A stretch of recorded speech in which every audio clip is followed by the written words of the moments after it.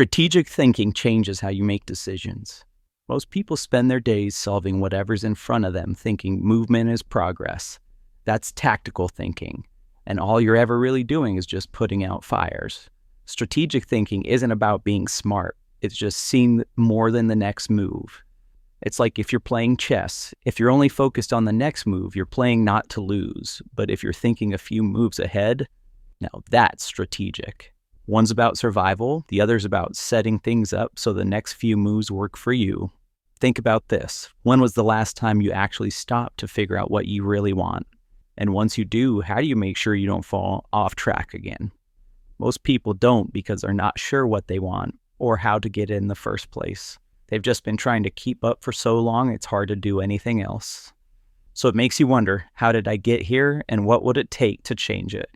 Most of us were never taught to think strategically. School trained you to go task to task, test to test. Work really isn't all that different. No one pulled you aside to show you how to think about where you're actually trying to go. So now, years later, your brain still wants to clear the next thing and feel done. You're juggling work, family, and life, so it's easy to just react and do what you have to do. And yeah, it works for a while, but at some point, it stops feeling like progress and starts feeling frustrating. You finish the day worn out and still feel like nothing really moved forward. To actually change that, you've got to know two things: what you're good at and what keeps holding you back. You don't need a morning routine or a Notion template.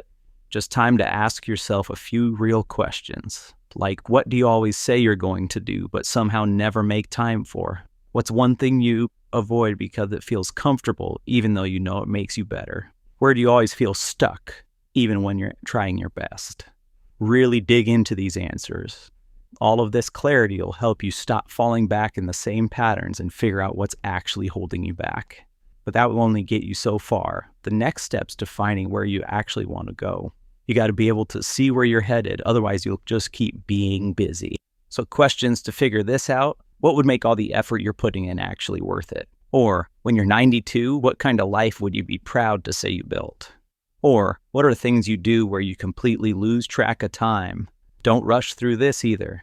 This isn't about a 5-year plan or your purpose. It's making sure you're clear on what actually matters to you right now. But clarity is not enough on its own either. You still need to start making it a reality.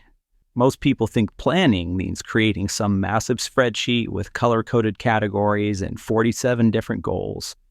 But that's not planning either. That's just procrastination and looking like productivity. Real planning is simpler. It's about protecting what actually matters with how you spend your time and your energy. Think about it this way. You got 24 hours every day, and everyone's trying to get a piece of it. Your boss wants more hours, your family needs more attention, social media wants your eyeballs, Netflix wants your evenings. If you don't deliberately choose where your time goes, everyone else will choose for you. So here's what planning deliberately actually looks like. You take what you just figured out and gaining clarity, the things that actually matter to you, and you start making decisions based on that versus what you have to do. It's not about having a perfect roadmap. It's about having filters. When someone asks you to do something, you run it through a simple filter. Does this help me get closer to what I actually want, or is it just busy work? When you're deciding how to spend your weekend, same filter. Am I doing this because it moves me forward or I really want to do it? Or is it because it's just what I always do or have to do?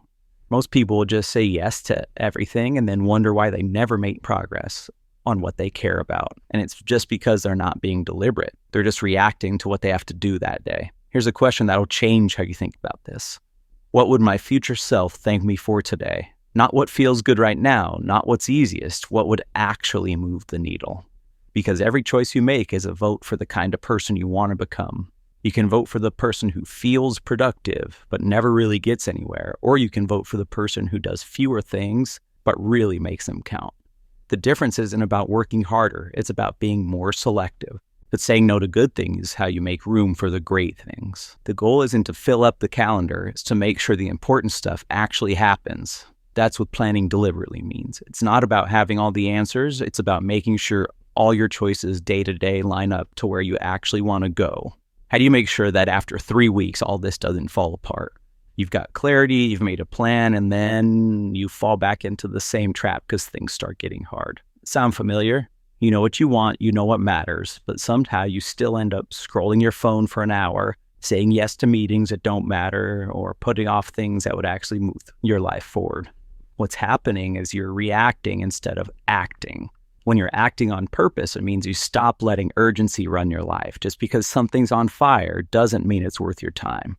Think about your typical day. How much of it is choosing what to do versus responding to whatever pops up? That urgent email, a text from a friend, quick questions, or random requests from people. Most people spend their entire day just reacting. So acting on purpose is different. It's about protecting your energy for the things that actually matter. So here's how that actually works. So you wake up and instead of immediately checking your phone to see what everybody else wants from you, you do something that you want to do. Maybe it's 30 minutes of learning a new skill. It's working on a project that matters. Or maybe it's just thinking about where you're headed with no distractions. Point is, you're choosing the first move of the day and not letting someone else choose it for you. And then throughout the day, you keep asking yourself, am I doing this because it helps or because it's familiar or easy? Most of what we do is just a habit. We check email because we always check it. We say yes to requests because we always say yes. We watch the same shows, same foods. We even have the same conversations.